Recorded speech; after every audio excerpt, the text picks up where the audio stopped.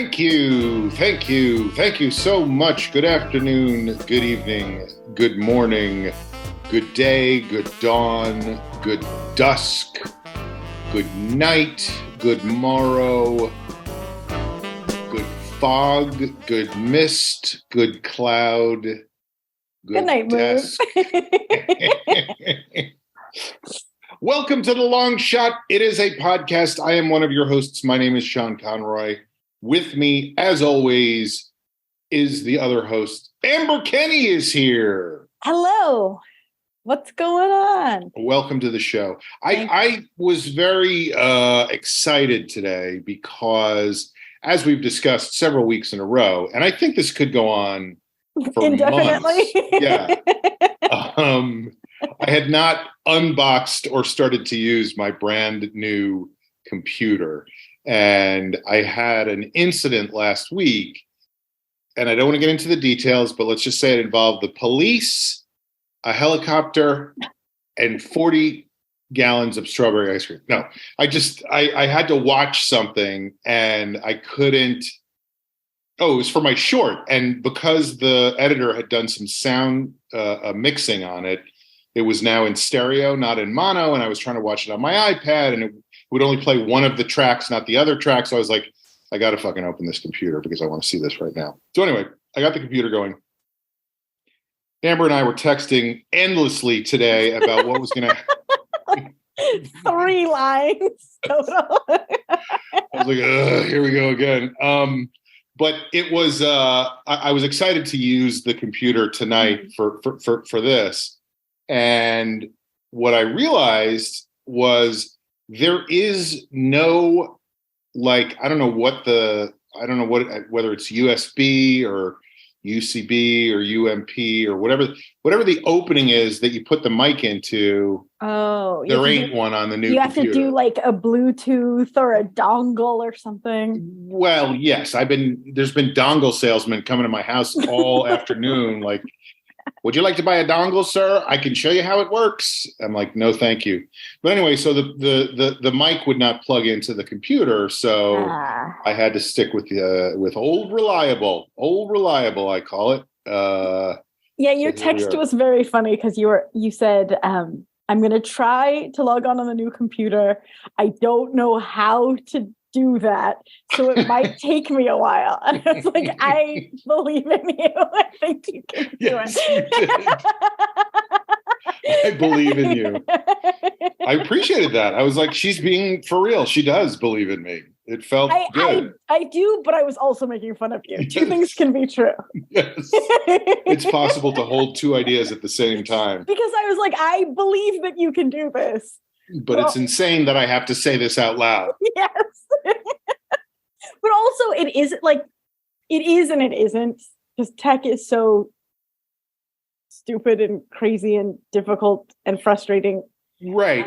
And yeah, but just to add to that brings up another issue, which is that when I logged on tonight, the photo in my Zoom thing is no longer a photo of me. It's a photo of someone else.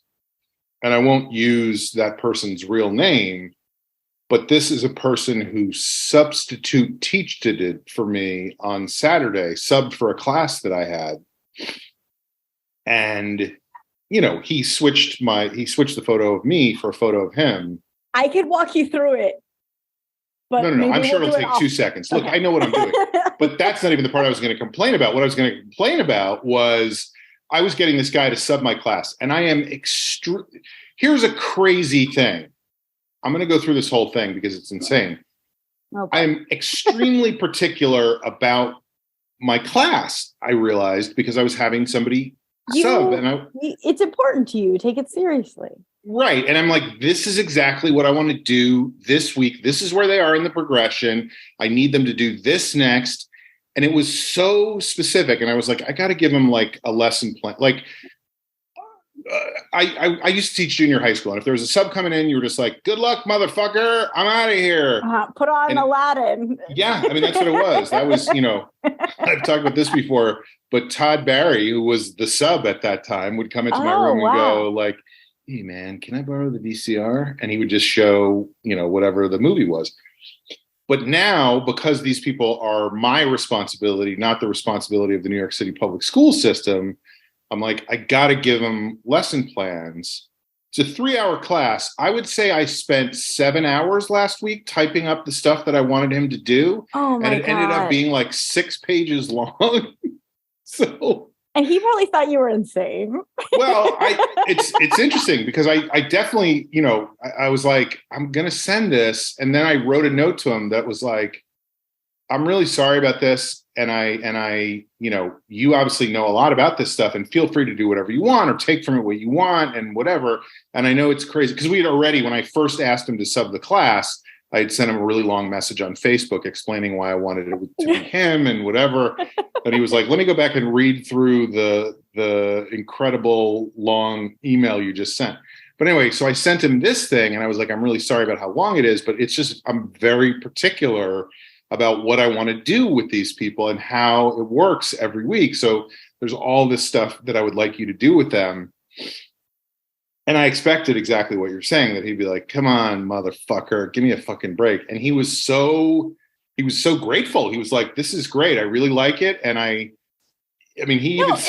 it's probably very helpful instead of just being like, teach my class. Like, okay. Well, that's what I definitely, like, I didn't want to be like, hey man, I know you can do a song and dance for 3 hours and just keep these people busy. So go for it. But it was like really extensive and particular. But he also said at the end of his email back to me, he was like, I see now why the people who've had you in class are so much more prepared when they come into my class than the people who haven't had you before. Because but anyway, I had to get him to open the Zoom room because it's all still on Zoom. And I was like, I can just put his email in and like whatever. But no, you have to be the administrator to open the room. So I was like trying to figure it out and on, Google and Alta Vista and Ask Jeeves, and none of them had an answer. And Quora, I went on Quora a few times and nobody there. Well, they give you a lot of conflicting information there because anybody can answer the question. That's their whole thing. Right. So I was like, it's easy. Oh no, wait, it's hard. But eventually what I had to do was give him my logon credentials so that he could log on as me. Oh, and the reason I was able to figure it out was because I emailed or I texted Aaron, our engineer, and I was like, how does Amber get into your account? And he was the one who explained it to me. Yeah, so, I just sign in as him. Right. So that's what I eventually did. And that meant that I had to, because I've always signed in through Facebook, so I had to come up with a password. So I just used. It's so stupid. Don't tell us your password right now. What are you doing? It was a 69 joke. Like it was like a Jamie joke, Mm-hmm. And I was like, ha ha ha. And then you had to give it to another human being. Yeah. And then when you do sign in, I think you've done this or maybe do it on a regular basis, but it's like another device is trying to sign in with your, and then so you have to approve it and whatever. And the whole reason I was doing this, which we'll get to when we get to the segment on the show that we like to call checking in. Oh my God, we're not there yet. We're not even there yet. Oh my God. I need a snack. Was that I was going to a thing on Saturday. Ooh la la. And I'll get into what that thing was in a minute, but I was very concerned while I was at the thing of like, is everything going okay with him getting into my account or do I have to approve it? So I had to go to the people whose place it was and find their Wi-Fi network and their password and like go wait in the hallway and like trying to monitor. Am I going to get a text from Zoom saying somebody else is trying to, anyway, it all worked out. So I'm glad I used the 69 joke because that never gets old. Folks, this is a part of the show that we like to call checking in. So why don't we start today, as we always do, except when we don't, with Amber. Amber, what's been going on in your life, your world, your home, your work life, and the environment around you? Yes. I have a couple things. So First of all, I don't think I talked about this yet, but 2 weeks ago, I was supposed to have a haircut. Did I mention this? No, you had gotten some crazy ultraviolet nails done, but you did not talk about your haircut. I was supposed to have a whole weekend of nails and hair. Anyway, they go together. I was supposed to get my haircut 2 weeks ago, and the morning of my appointment, I got a text message from the salon saying, "Hey, we're so sorry to do this, but your stylist isn't feeling well, and like just to be over precautious, we're gonna reschedule your appointment. When are you available?" And I was like, "That's fine." So it was going to be the next Saturday. And they didn't want to send you to the barbershop down the street? I guess not. I think they wanted that business. So then Friday night comes along. Oh no. And you're supposed to go in on Saturday morning. And I swear it is like 8 or 9 p.m. It's like inappropriately late. And it was like, I got a text from the salon again, a long one. And it was like, "Hey, so sorry to do this again. Your stylist thought he would be out of the hospital today, but they want him to stay one more day. Do you want to reschedule to Monday or Tuesday?" And I was like, "Is he okay?" Like, my first concern he'll be up and about in no time. And I hope you don't mind that he'll be cutting your hair with severe nerve damage to the entire right side of his body. It was, and I get it. It's a business, capitalism, blah, blah, blah. But I was like, it feels like we're glossing over. Has he been ill and hospitalized for a solid week now? Is this what I'm gather from the clues? And also, they thought he would be out of the hospital, I guess, on Friday, and then be good to cut my hair on Saturday. Morning. Like that feels like maybe he will more than likely have the ventilator out of his throat and the stitches out of his back by Monday morning. So it feels like he should have some downtime. So I just wrote back like, "I hope he's okay. Oh my God." And they've already followed up a few times. Like, "So Tuesday? How about Wednesday?" And I'm like, "Is he okay?" I want to give him some time. But I just thought that was so wild. Yeah. Like, well, also, Jeff made me laugh because he's like, HIPAA violation. And I'm like, that's not what it means. He was being funny. But he makes a good point in the sense that, like, I don't know if I needed those details. And those details are what freaked me out. I don't know if I would want I know I'm not in the service industry, but if my boss, if I was in the hospital and my boss was like, "Oh, sorry, Amber can't be in this meeting." Like, she's like, it doesn't feel like their business to tell other people. She's in the hospital. Maybe Jeff's right. I mean, if it could be a HIPAA, like if HIPAA was Hair Insurance Protocol Association of America or whatever. Right. Yeah. Like, it is none. Like, you just go, look, he's unavailable. He's unavailable. How about Tuesday? And then I probably would have rescheduled right away. But now I'm freaked out. Like, is the guy okay? Are you guys abusing him and working him too hard? They're saying he's probably no longer contagious. So can you do Tuesday? Exactly. Like, I feel like you guys framed this strangely. By the way, that HIPAA thing is, I think more observed in the breach than in the actual thing. Like, when I went to the doctor many years, like 46 years ago, and was diagnosed with the issues I had with my heart at the time, the guy that did it, the guy that diagnosed me, was also, I think he had gone to high school with my father. So he was also my father's physician. And for some reason, they didn't, you fill out like 90 forms when you go into any doctor's office, and somehow they could not find my phone number when they were going to tell me about the results of this test. So parents, they're just hoping you would walk by. My parents, who didn't even know that this was going on, got a message on their answering machine that was like, Hi, it's Dr. So-and-so's office. We're calling to try to find Sean because we have some pretty severe news about his heart. So can you please have him call us? Yes, that's exactly what it was. Horrible. And so I was fucking livid. And I went, because they call me and they're like, oh my God, what's going on? And I was like, I was in a relationship and my heart is broken. Aww. So please. And the doctor doesn't understand poetry. So I went to the doctor's office and I was like, you guys called my parent. Like, what?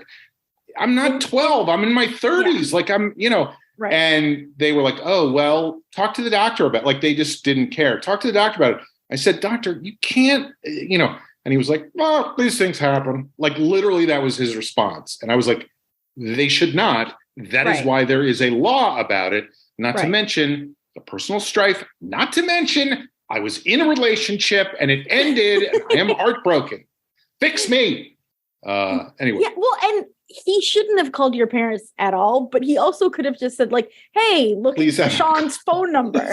Like the message. There were so many. There was a list of things. Like, first of all, don't say there's a heart problem. Second of all, don't leave it on the fucking machine. Yeah, what if they worked? What if my parents lived in a big office, where there were lots of people around? So now, they sleep in their cubicle and everybody else sleeps in and somebody. What do you think an office is? It's a place with plants where people live. I've been to them. See them in the movies. It's like everybody has bunk beds, right? And they're all best friends. They love each other. They have cake together almost every day. And they sign cards. So many cards. So no haircut yet. So no haircut yet. But like I don't know. I was going to say twist. The rain? Are you saying the rain came down? Yeah, the rain and washed out all the spider. Yeah. No, but like an extra flavoring, I guess, on the story is I have for years now gotten like one haircut a year. I've waited until it's like a medical emergency. And so this year I was like, I'm not going to do that. I'm going to be the kind of person who schedules a haircut like every few months. And so it's just like a regular thing. And I look like a human being all the time and I'm put together and let's do this. And so this was going to be my first one of those. And it's a combination of, I'm kind of okay because it's not like I'm not in bad shape. Like you definitely don't need a doctor right now. It's not an urgent haircut situation. But it's also like, is the universe conspiring to ensure that I do only get one haircut a year? Which is okay. I don't know. The universe works in mysterious ways. But yeah, so I had my weekend was sort of planned around that. And so it's like, I got some free time on my hands. Right. Yeah, I mean, that is like a 2-day thing, right? Like you get there on Saturday morning and then there's you have to stay up all night, cutting, some the snipping, night before. Some cutting. Right. You have to fast for a couple of days. Yes. And just, it's a lot of like. And then the recovery time. There's a lot of, and there's a lot of consideration too. Like. Like, how about this one? No.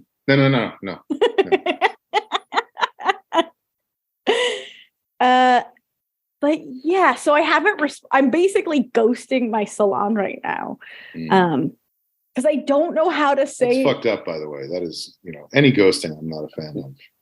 Yeah, sorry. But yeah, I don't know how to say like, hey, I would like a buffer. Like, can you be back in the world for a little bit longer? Right. Because it's not even that I'm like scared or grossed out. It's strange. It feels strange to be talking about like, put this man to work. He just got out of the hospital. I don't know. You don't want to be in the chair and he starts cutting your hair and he's like, okay, I think I could. I think I can take a little more off the side here. And he coughs in his kerchief and there's blood on it. Oh man, I just watched a show today like that. It was awful. What show? A show called 1923. Ah, yes. Have you heard of that? Yes, it's a Yellowstone. Yes. Do you watch Yellowstone? I do not. But you know about it. I know about it. Is it a Universal thing? It's so complicated. I think Yellowstone is Universal, but the spinoffs are all Paramount. Yeah. So Jeff works on the spinoffs. Oh, I see. So he's involved with 1923. Yeah. You know what the next one they're going to make is? They made 1883, then 1923. You know what the next one's going to be? I need a calculator, but 69. Oh boy. And they're all like, we're cowboys, man. I've never watched Yellowstone, by the way. I've only watched the prequels, which came out after the show was on. But anyway, there was a scene in the most recent episode where a guy is literally doing what you're saying, like coughing blood into a kerchief, and that's his whole character is he's got terrible shit going on. Oh, man. And it doesn't go well for him. It really, when you see that in a movie, you're not like, oh, this guy's going to fall in love and it's going to end with him riding away in a carriage after he's been married. You're like, this is a tragic figure at the end of his rope. Yeah. Yeah. I have one other piece of checking in, and then I'll be done with my checking in forevermore. I hope. I mean, it's almost been 11 minutes. Just on and on and on. I don't even know how to say it. I'm so excited and so happy. I got tickets to see Beyonce in concert, which I really didn't think was going to happen. Because of the Taylor Swift thing? Well, just I heard rumors of like how expensive and how hard it was going to be, blah, blah, blah. And then I applied to be on the same pre-sale list I did for Taylor Swift. And I didn't make it. I didn't make the cut. And they upped the requirements. They made it like you had to do a written this time. Yes, or I didn't pass the test. No, it's random. And I didn't get chosen, but I was on the wait list. That's what they tell you. Oh, it's totally random, Amber. Don't think anything of it. But I was put off. She's off. Cut her off. I was put on the wait list so that if the people selected could not serve, I don't know. And in the event that one of the fans is no longer deemed worthy of being a fan. And so my friend Tess... Please place your left hand on the lemonade and raise your right hand. Oh, Evan. My friend Tess, the same thing happened to her. We were both waitlisted. So I and I also heard rumors that like the cheapest tickets were $700. So between like, that's very expensive. That's a lot of money. And not being on the list, I was like, okay, like it doesn't feel great, but I don't think I'm going to make it to this tour. And that's okay. And I'm seeing Taylor Swift, and it is what it is. I may not make it to the Bay Hive this year. But Tess texted At least I got to Harry's house, and I'll be in Taylor's Swifties. I am just such a basic bee, but I'm having a good time. But Tess texted me today saying like she got a notification that she was selected, like she made it off the wait list into the regular list. And anyway, she's like, holy shit, guys, we just got tickets. So in the month of August, I am seeing Taylor Swift at the beginning of the month, and I'm seeing Beyonce at the end of the month. And I'm very excited. I'm very, very excited. Where? Oh, and they were not $700. I knew that was going to come up at the end of the story. Like, I didn't want to call you out on that. Like, you guys paid $700. But I also, you know what? If you paid $700 to do that, I would have to respect that. Okay. Because that would mean that you felt so strongly that this entertainment was that worthwhile that you were willing to pay that amount of money. Right. And I just feel like maybe maybe when I was younger, I would have argued with that. But we only go around once, you know? And if that's where life experiences, man, that's where the it's not about things, it's about being somewhere and feeling something. And being with my friends and experiencing it with them. Well, I don't know about that. You were asking where it is. That's like the rub. It's in Las Vegas. And Jeff was dying laughing. He was like, for someone who doesn't like Las Vegas, you go there like 3 times a year. Right. I can't get away. I can't stop going to Las Vegas. But I forget who I was talking to recently, but I was just telling somebody, I don't even know what the context was. But I was like, Amber's been to see Magic Mike in Las Vegas like 74 times. Like I was six times. Well, but you know how I like That's a lot. Yeah. You know, at least I didn't say 69 times. But oh my God, too funny and too sexy for that show. Are you kidding? Right. That's true. So you're going to go to Vegas for the weekend to see. So it will end up being $700. Yes, easily. Yeah. But again, good times. Yeah. I was like, Tess, we are seeing Taylor Swift and Beyonce in the same month. And she's like, I love us.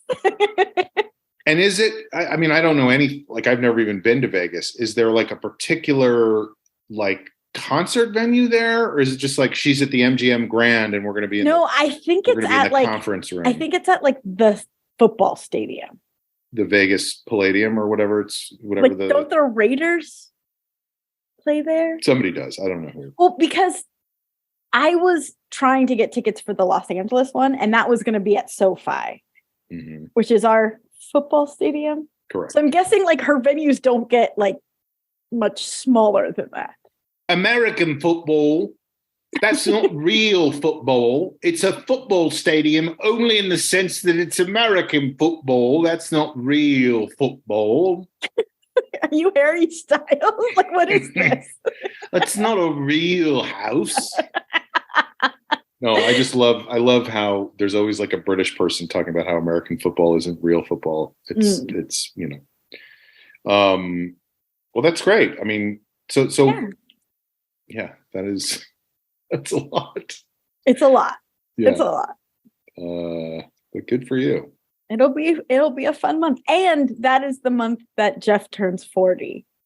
So he wants to go on a big trip. So like I basically just have to request that entire month off work. I don't know what I'm going to do. And also I need a second job because I have to pay for all of this. I thought you were going to say I basically have to convince him that going to see Beyonce in Las Vegas is a big trip. No. He's not going to come to that. He gets a separate trip from. Yes. Yeah. I'm going to Taylor, Jeff's birthday trip, Beyonce, but all in August. It's a big month. There's a lot going on. Now train for it. The dog days of summer. And that is my checking in. I am done. I'm sorry. I've been going on. God, what fucking time is it? It did feel late today. I was like, oh man, it's late. And it was 7:30. 6:30. Yeah. All right. So I'll do my checking in now. I'm trying to figure out how much information I should reveal about this.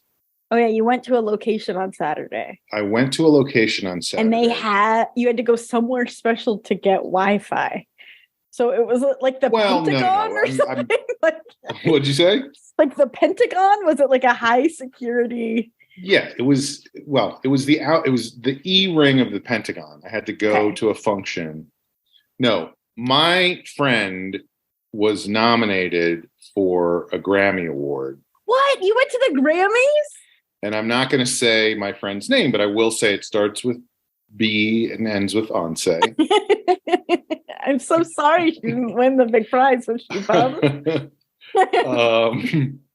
No, my friend was nominated for a Grammy, and his friend had a brunch on Saturday for his friends to come and see him while he was here. In other words, my friend was out from New York for his Grammy ceremony, and somebody he knows who lives out here was like, I can have a party for great. you while you're here. So why don't you tell me which friends you want? So I made applied. the list. I got on the wait list. Somebody else couldn't make it. So they said, I got a call from Tess. She was like, I can go. Right. And then I was like, can I come with you? So anyway, it was in a part of Los Angeles called Bel-Air. Okay. The Fresh Prince is from there. Are you familiar with Bel-Air at all? I am. There's no sidewalks. Oh, there's a lot of nothings there. They don't want poor people even walking. It was crazy to go in there. Like it was like a different world. Not the sitcom. The spin-off of the Cosby Show. Right. No, not that. It just was wild to drive up into this part of LA. Were there like big gates to the house? There was big gates. There were giant trees everywhere. Like it was like a different landscape. Like it didn't feel like I was in LA anymore. It felt like I was in like the British countryside or something. That's, because is that what like the rich people in, I don't know, the 20s, I'm guessing, is when it was really established? I don't know anything about it. But they were probably trying to make it look like the British countryside because that's what like wealth meant at the time, right? Right. Well, I mean, I have tried to make my apartment look like the British countryside, and they did a better job, put it that way. You have like a little castle in the corner. There's foxes running around being chased by a pack of dogs. And I do carry a blunderbuss most of the time. I don't know what that is, but football. It's like one of those old timey muskets with a big wide mouth. So these people lived in Bel-Air. The people throwing the brunch. Yes. And the only thing I really knew about Bel-Air was that it was in Western LA and that it was where OJ ended up on his Rockingham estate when he was chased in his white Bronco. It's literally all I knew. So driving up there was kind of mind blowing. I was going to this brunch. It was at 10:30 on Saturday morning. I didn't know how many people were going to be there. I just figured like, oh, we'll go and it'll be, have some toast. Yeah, like a buffet. You just grab a couple things and you stand in the corner. You don't talk to anybody because you don't know anybody there. Whatever. You need to write a book on how to behave at parties. I will. I'll do that. I will fucking do that. And then I'll have parties to celebrate the book release. And I'll be like, this is what you do. And everyone is doing it. Right. But so if you were going to a brunch at 10:30, so I can't go somewhere without bringing the people there something. Sure. You know what I mean? Yeah. Like you don't show up. I think that's normal. Yeah. Well, I don't know. Some people. I would maybe take it a step above normal, but like nice. It's a good. Okay, I see. Yes. It's a good thing to do. Right. So that was like a bottle of wine or right. Some cookies, a bagel, a single bagel. Well, whatever. Oh, I see where this is going. I think. No. No, I don't. You absolutely do not. We'll see. No, but what would you get if you were going to you're going to? So I knew that there was some money there, and I was like, I'm going to go, and they're already going to have a huge spread, and it's going to look weird if I'm like, can somebody try my dip because I brought it all the way from Hollywood. I brought 6 donuts from like Ms. Donuts in a not even a good box. Donut place. Yeah. So I was like, what do I get? What do I get these people? And I was like, you can never go wrong with a bottle of liquor. Yeah. So I stopped. I was thinking or like champagne because it's brunch. They do. Right. But even that, I don't know anything about champagne. And I was like, I don't want to show up because I feel like champagne is a rich people's thing. Like they would be like, thanks for bringing this bottle of barf. Like just pour it down the sink right in front of me, like just to teach me a lesson, Yeah. And they wouldn't be wrong. So I stopped. I stopped at a liquor store and I got a bottle of Maker's Mark because I was like, this is fine. It's not fancy, but it does the job. Trust me when I tell you it does the fucking job really well. Did you like put a bow on it? Or in a bag or bow, anything? Okay. Just grabbed it by the handle and strode all the way up the hill in Bel-Air with a bottle of Maker's Mark in my fist. Like a sweaty palm. Yes.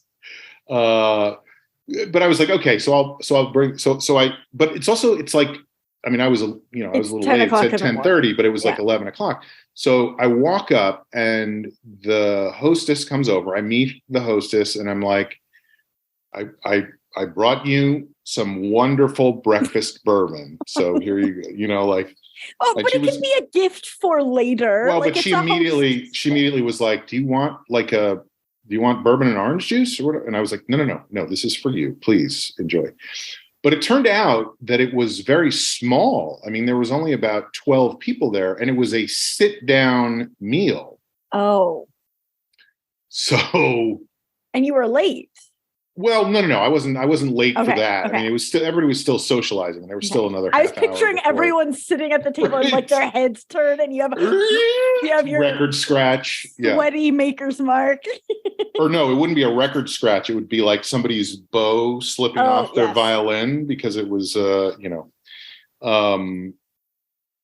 anyway, so it was just fancier than I expected. So in a sense, I was kind of like, oh. I'm glad I did bring this thing because if I'd brought like food or something, it would be totally weird because they're having it served. Right? Like I brought a hot dish. It's a tuna casserole. Yeah. But this is a guy that I went to kindergarten with who was doing this. So it was fun to see him. But of course, there's a bunch of other people there. So it's hard to get more than a couple of seconds with somebody, Well, and it seems like a big, exciting weekend for the guy. Like there's a lot going on. This is the third time he's been nominated for a Grammy, by the way. Wow. But, I was I didn't even know that. I was like, holy shit. Like, that's awesome. Yeah. But I mean, like you weren't. Except he lost. So, it's not that great. Like he clearly invited you and you were important to him, but you weren't the focus of the weekend for him. Well, no, definitely not. But also a lot of the other people were all people who he had gone to college with. Like they were all friends with each other.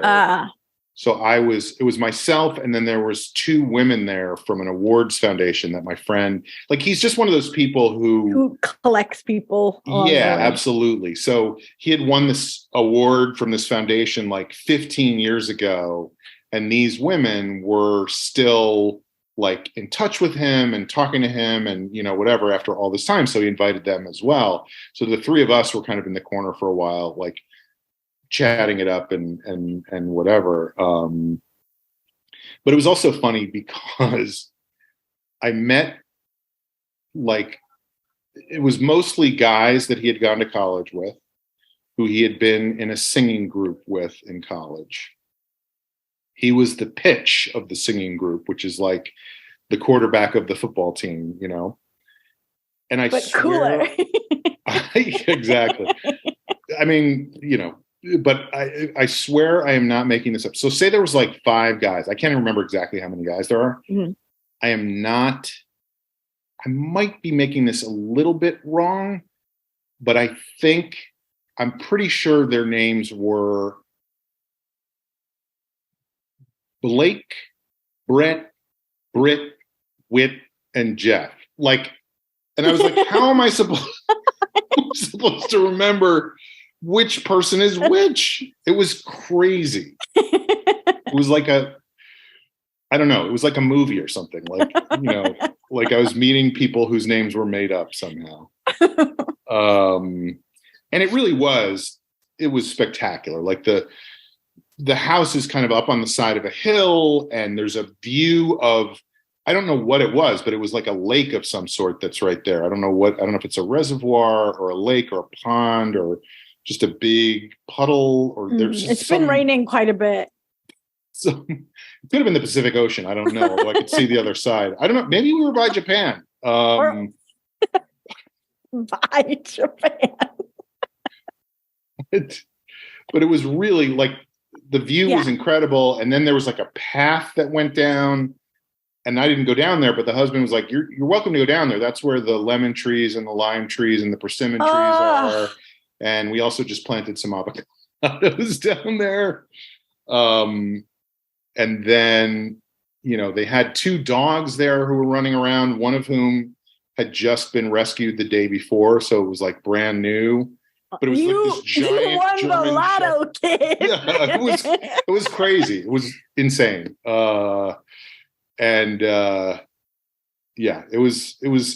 was just a wild glimpse into a different world. Well, that's what I was going to say. I always find myself, if I'm in a house like that, I don't know if I've even been in a house exactly like that, but I almost have to hamper down all of my because I feel like I'm almost being rude of like, how do you live like this? Like it's like it's crazy.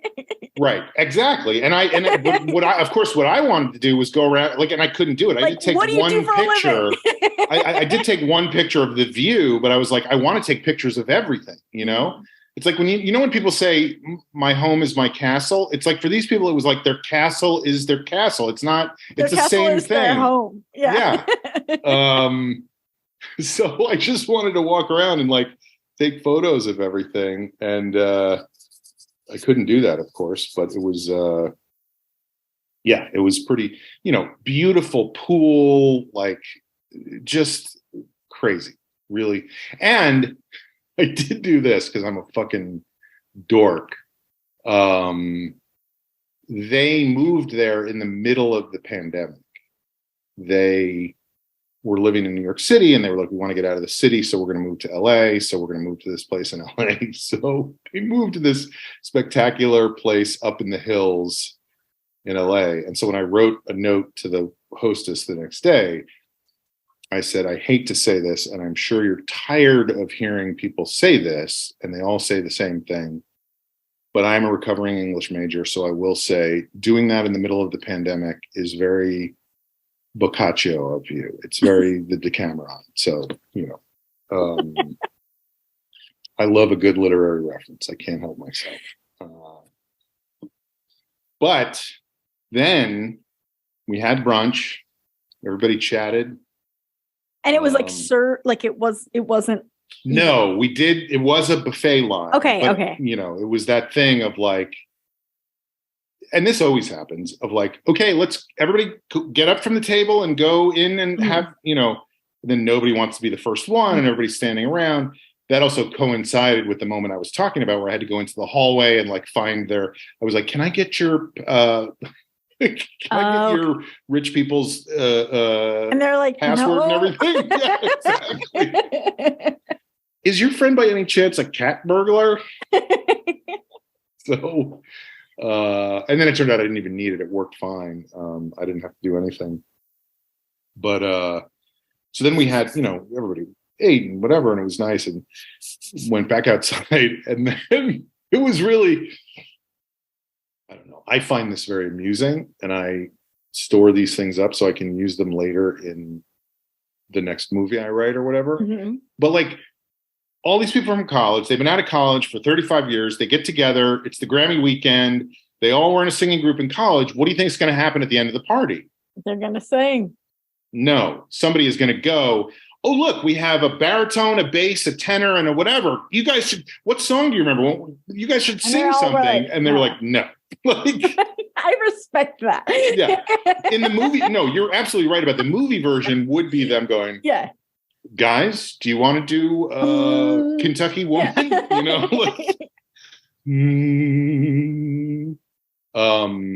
But they were just like, no, we're not gonna, we haven't done that in so long. Don't be ridiculous. And they all are definitely coming to see me perform. So that's great. Great. Yeah. When's your next show? All right, asshole. I'll tell you. And I literally was doing Elefante that night. And I was like, I have a show tonight. And also, and they're like, oh, I'm actually the Grammys. No, I mean, you can't hold people to that night. I know. But it was funny that I was like, right. I was like, yeah, tonight, and I can get comps if you guys want to, But it was nice that they were trying to be polite and go. But it's also funny because, or funny to me anyway. I don't know if it's funny to anybody else. Well, I'll never know. Who knows? I mean, that's not for you to determine. And also, I can't go do a survey of everybody. Exactly. And go, do you think this is funny? If you think it's funny, that's enough. Right. But where they went to school is kind of famous for having several improv groups. Mm-hmm. So they're like, oh, you do comedy, you do stand up, whatever, and you write for TV and all the, so we're talking about all that stuff. And then I'm like, yeah, I have a show tonight. It's an improv show. And they didn't do this in any way, but in my mind, they're rolling their eyes as they're going okay, have fun at your little improv show. They gave no indication of that in any way, but I am positive that there was some internal eye rolling going on. Dude, come on. You're not a young man. What are you doing? You're still doing improv?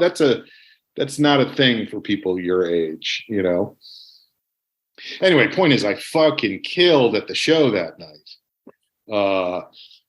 But so then I was leaving. This is. I'll end with this. I'll wrap up my checking in with this part of the story.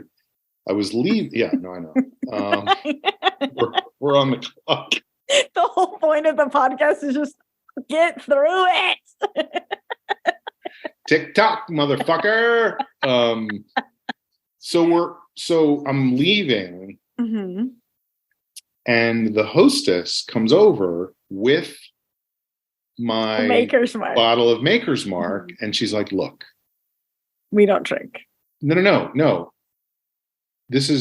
She goes, I understand why you brought this. You cannot show up to something without bringing something. I'm sure that's how you were raised, and I understand it. And I was like, you're exactly right. That is how I was raised. My mother taught me that I should never arrive anywhere with that. She goes, but I feel like this is a lot. This is expensive. And, and so I just want you to know that you should take this home with you. You should bring this home. You should, whatever. Just go. Really? You think I should take this? And then what am I going to tell my mother I did after I brought the Maker's Mark to the people's house, that I then took it with me when I left? No, thank you. So I did not take the Maker's Mark. I left it there. And she was like, okay, I get it. Mm-hmm. So we had a little... She was like, I want this poor man to drink whiskey sometime. Yeah. He probably spent his last shilling on it. I saw him. It was only tuppence, governor. But also, I saw him walk up the hill from a quarter of a mile away. I never saw a car. I'm guessing he doesn't even have a car. He took an Uber. He took a bus to the bottom of the hill and walked all the way up. That's why his hand was so sweaty on the bottle. So anyway, that was just a funny manners.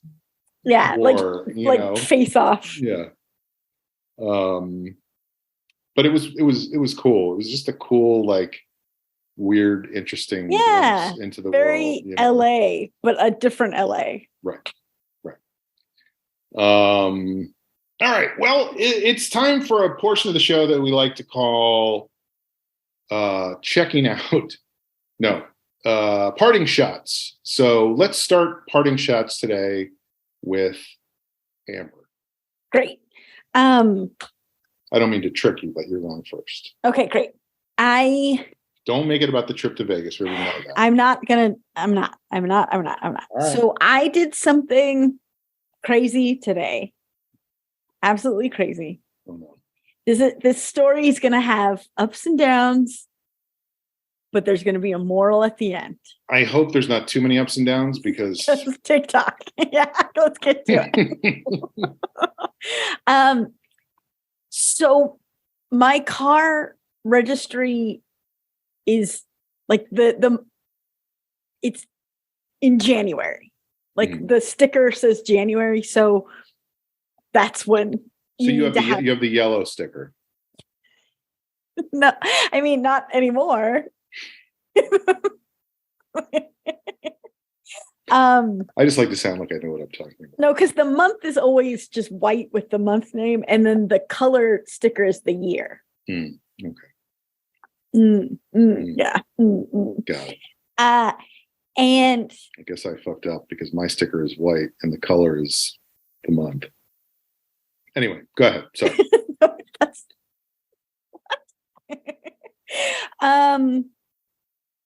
So I got emails from the DMV saying your registration's coming due, in November. And I was like, you know what? I'm going to take care of this now. Do it online. Bingo bongo. No stress. It's also cheaper if you do it right away. Like it goes up like every day it's doubles or something like that. Yeah, it's crazy. So if you don't do it on day 1, you do it on day 30. It's like $4 million to get your registration. And I know that it goes from a penny on day 1 to $4 million on day 30. Yeah, it's no good. And there's no workarounds. Like I think there was a year that my parents didn't register their car because they were like, well, we're not using it. But then when you go to register, you can't just skip a year. You still have to pay for the year that you didn't. You have to like keep it registered, but non-operational or something like that. And they didn't do that. Or something like that. Yeah. Uh-huh. And in my youth, 125,000 years ago, your wicked childhood. Yes, I had struggles with administrative details. Yes, and the registering your car, and then you get tickets for not having a register. Like it becomes very expensive to not be able to afford registering your car. Right. All of this said, I like took care of it in November, was really proud of myself, bingo bongo. And then it's Christmas. And I realized I've never received... Hello, Governor. Would you like to hear a carol? Why, it's Christmas Day. God bless ye, merry gentlemen, let nothing you dismay. And I realized that I'd never received the updated registry or the sticker. And so I was like, well, maybe it's the holidays, so it's taking longer.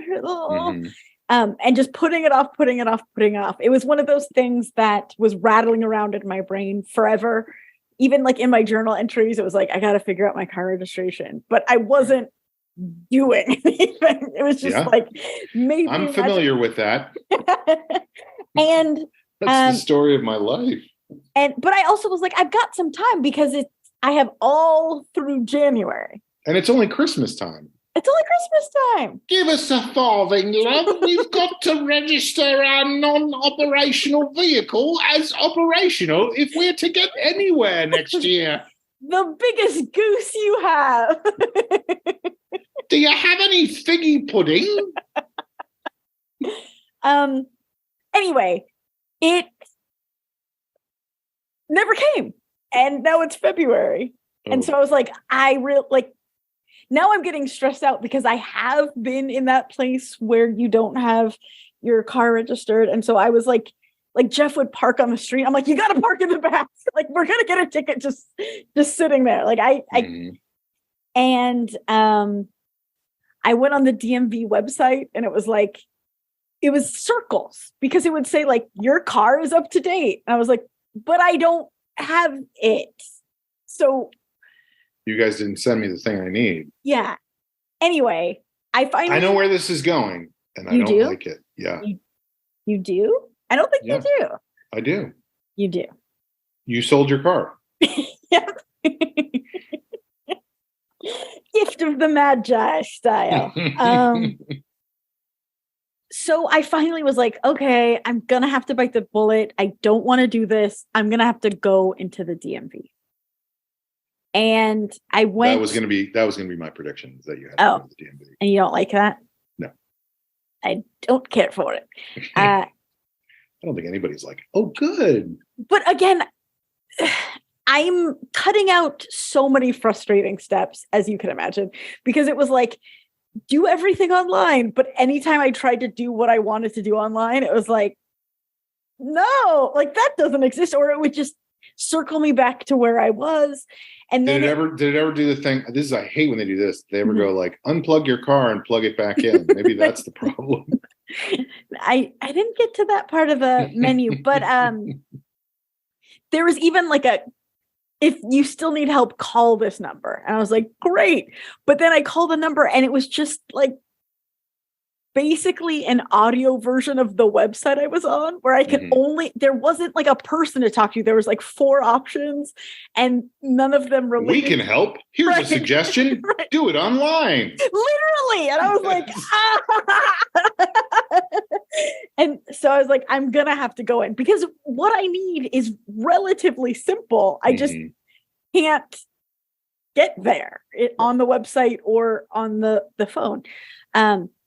So first I was like, I will make an appointment at the nearest DMV. And so I click on it and it was like, no appointments ever. Yeah. So I don't know if it's just there's a lot of people, there's a lot of time travelers registering their cars early. So you can't get in. Like, I don't know if it's just a DMV that doesn't accept appointments, but like, then don't have it on the website. Like it literally said 0. No appointments ever. Just call this number for assistance. Right? And so I was like, try our website. Oh no. Oh no. So then I just clicked, I tried Glendale. I had a feeling Glendale was be good. And it was like, you could have an appointment Monday morning. Right. And this was on Friday. And you're like, but I have a hair appointment on Monday morning. Is somebody still in surgery? And I said, great, I will take it Monday morning. Let's do this. I had, I got all of my evidence together, my old registry. Evidence? Like, you know, when you go. Hi, my car is a murder scene, so I just want to register.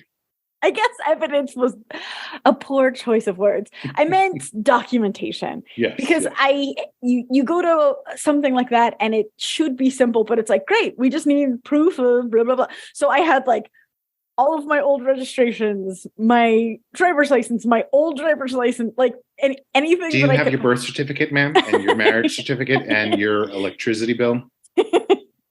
And so I made an appointment for 11:50 because I was thinking it'd be like my lunch break.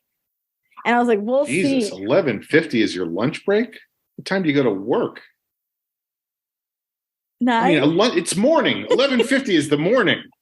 Well, I was guessing it would go till about 12:30, 12:45, 12:01. Yeah, like who knows? It's the DMV. Right. So I get there and it's like immediately chaos. Like immediately somebody is mad at me because before you could even enter the DMV, there's 2 lines. One is for appointments and one is for people coming without an appointment.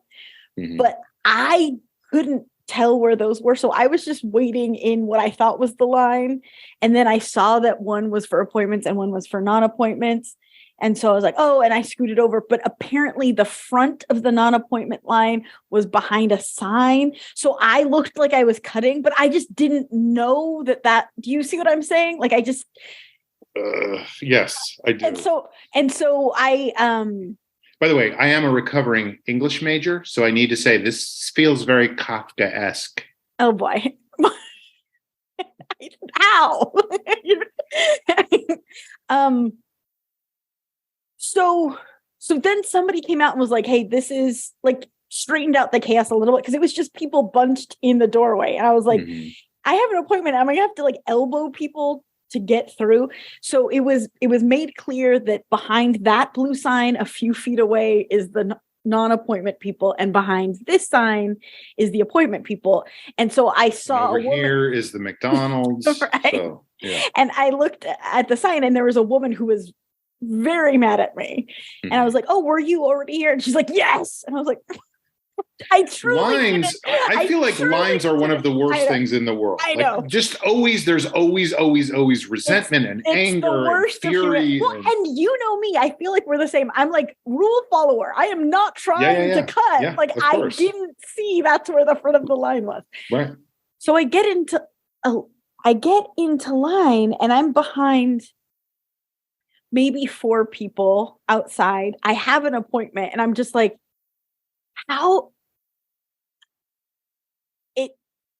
long is it going to be? Like, if I have an appointment, I'm thinking I'm talking to a person at the time of the appointment, but I'm not even in the building yet. Right. And so they kind of like they took like one person from the non-appointment line and one person from the appointment line, and they got to go inside. And then once you were inside, because I was like, okay, here we go, let's do this. But once you're inside, they just handed you a blue piece of paper that said, like, basically my deli counter number, like now serving. And they have those signs everywhere that have like letters and numbers on them. Yes. And so I was A035. That's a bingo. You're welcome. And they were like, go down this way, make a right, and wait in the seating area. And I was like, great. Like nervous, like I don't want to do anything wrong. And then I see the seating area and there's a sea of humanity. Every seat is taken. There's people standing and crowding. And any chance they were doing the wave? No, I was just going to say, I was telling Jeff, and I guess this isn't a shocker, but at that DMV, the vibe was off. Oh boy. Not a good time. People were unhappy. And so it was like everybody was like the lady at the sign, but now they were all bunched together in the seating area. Yes. And everyone has a stupid blue card. And everyone thinks like, well, now I have the blue card, so I could go, but you can't go still. And again, I'm A275. Well, you're going to have to wait. They're on F434. So you have 2 more and then you. Well, that's what I was going to say. So I was A035 and they were like E12. Right. F17. B9. And I was like, I don't even know. Like, there's no way to know where they are in the system. B9. And so I was like, it's going to be a while, I think. Appointment or not. But then I noticed I was an A. They were burning through those A's pretty quickly. And you know what? They were burning through the other ones quickly too. You're just not paying as close attention because you're not an F or a G or whatever. You're an A, so you're more focused on those. It's because I've been there a million times. Like, I don't know why, but I know that exact system so well. And it is always like, what the fuck? They're not even on A. They're on this other thing. But it happens way faster than you think it's going to. It was very, very fast. And then I got up there and I explained everything and I had to fill out one form. It would have been, I think, a total of 2 minutes.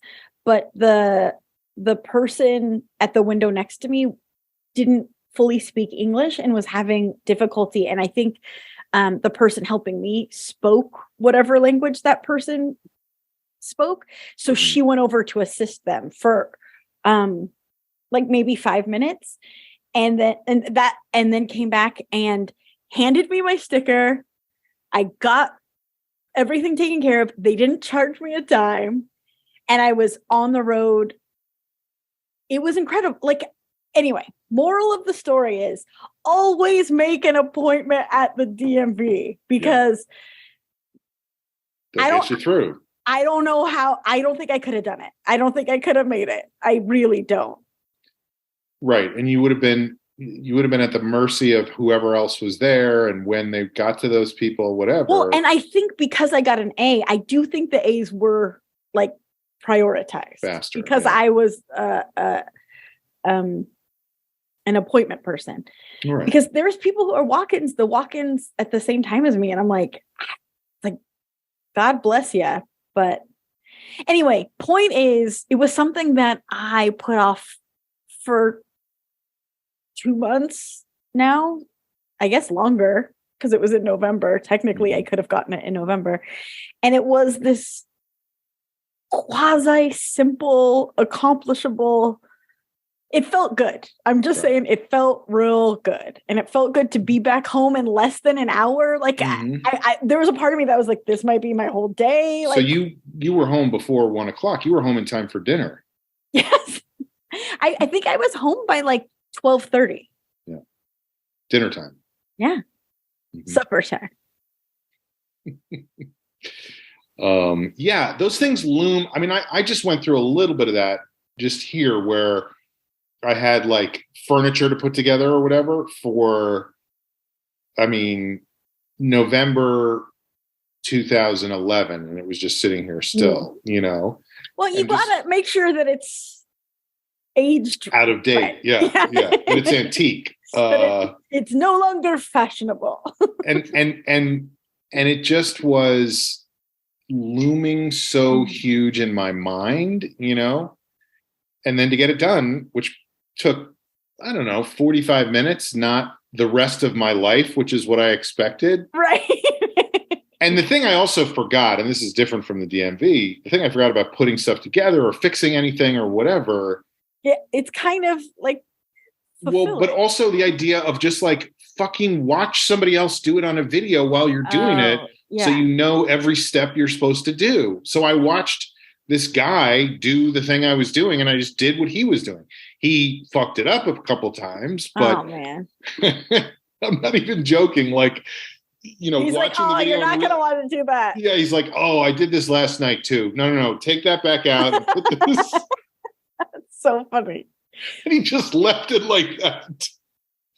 But it was ultimately valuable because I got it because at least you knew, like, you knew when it was a mistake. Like there was somebody there validating. Right. And he had clearly gone through the whole process and gotten it right. And so I knew if I just, even if I made the same mistakes, if I kept going to do what he did, I would get it ultimately right, you know? So that's what I did.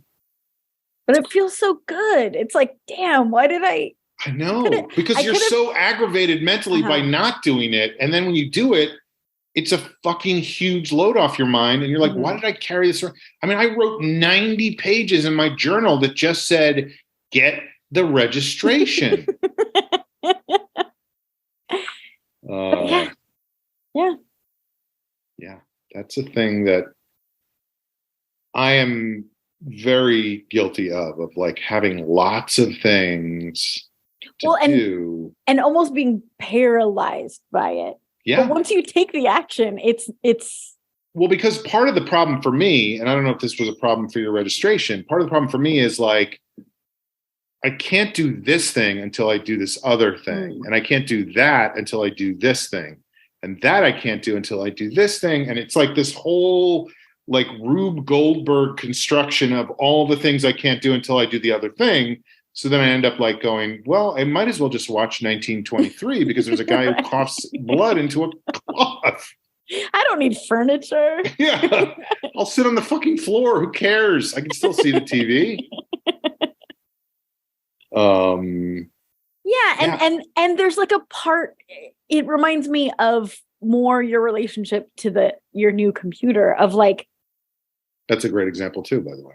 Of once I start, like, then I might fuck it up and make it worse and harder and more complicated. And so if I don't do anything, at least it's this bad. And it's not making it this bad, which is silly, but. It's also, I mean, we're sitting here talking about this. Mm-hmm. I will definitely do this again numerous times. I will definitely put things on. Like it's the lesson that you have to learn over and over and over again and never internalize. I might be closing the that's good. Like I'm still going to do it, but it isn't like a 4-year gap. It's like a 2-month gap, and that's progress. All we can ask is to improve over time. Mm-hmm. Okay, my parting shot. I was going to do a whole thing here. And I just fucked it up. No. It's not even that. I feel like I haven't really thought it through well enough. And it's political, and so I don't want to go in the wrong direction. You know what I mean? Mm-hmm. I mean, I would never go in the wrong. Well, the whole thing is about how I now love Trump, and I think he's great. And I can't okay, all right. We're going to wrap it up here. And it's been fun. No, but here's all I'll say. First of all, I told that story, I can't remember, it was maybe last week or the week before, about working at FAO Schwartz and having the hands thing and whatever. And I was saying while I was telling that story, like, I probably have told this story like 10 times before. And somebody commented on our YouTube page and said, I am the official long shot historian. Sean has never told, and then listed all these other stories I had told before and was like, this one has never been told before. This one has been told 6 times. This one has been told 4 times. Right. Well, yes. No. It wasn't even done in like a way of like, no, I know. Enough with that. It was really, but that's what I'm saying. Like it was really nice. It was like a nice reminder that there's still people who give a shit. You know what I mean? Like, I don't know. I just was like, oh yeah, people do listen to the show and whatever. So this is what I'll say. First of all, thank you so much to everybody who listens to the show and feels like they get something out of it, whether it's, advice about the DMV and whether you should get an A or a C or whatever, I say always go A. Amber sometimes is like, I want to C, but whatever happens. And then also what I was going to say is, if you can, and there's no demand here, but I would like it if people would just smash that like and subscribe. No. Oh my God. No, that's not what I was going to say. No, but if anybody wanted to weigh in on the comments on this episode and just just say, hey, like, you don't have to say anything. Just an emoji. Yeah. Like, I just like to, signs of life. Yeah. There's something nice about going like, oh, now somebody knows that I'm best friends with Beyonce and went to a party for her in Bel-Air. It's the social in social media, right? Right. People forget that was the draw at one point. So do your checking in or do your parting shot, throw it up on the YouTube page on this episode. And yeah, we just are very grateful to everybody. Gratitude. Check it out. Practicing gratitude. Someday I'll get it right. It's not. And by the way, if anybody has a recommendation of a really good breakfast bourbon besides Maker's Mark, I would love to hear what it is. Breakfast bourbon. That's the next improv. Or I guess it's brunch bourbon, not breakfast. It was brunch. I like breakfast bourbon better. I do too. It sounds better. Mm-hmm. That could be your next improv group. Hi, folks. We're Breakfast Bourbon. Can we have a suggestion for a disaster that could happen if you started drinking bourbon at breakfast? And all of your sentences have to start with the letter B. Okay. Boy, oh boy, it's good to see you guys. Been a while, hasn't it? Bet you have some great ideas of what's going to happen tonight. Beyonce, huh? Folks, this has been The Long Shot. It is a podcast. Thanks for listening. We'll see you next time. Bye-bye. But I swear my anger is not livid enough, and my memories are not vivid enough, and my nerves are not timid enough, and you are not forgiving enough, and I'm not nearly living enough to make any of this seem worthwhile. No, my anger is not livid enough, and my memories are not vivid enough, and my nerves are not timid enough, and you are not forgiving enough, and I'm not nearly living enough to make any of this seem worthwhile. There's gotta be some reason to find you, aside from your hair blowing behind you. There's gotta be some reason to find you aside from your hair. And there's gotta be some reason to find you aside from your hair blowing behind you. There's gotta be some reason to find you aside from your hair.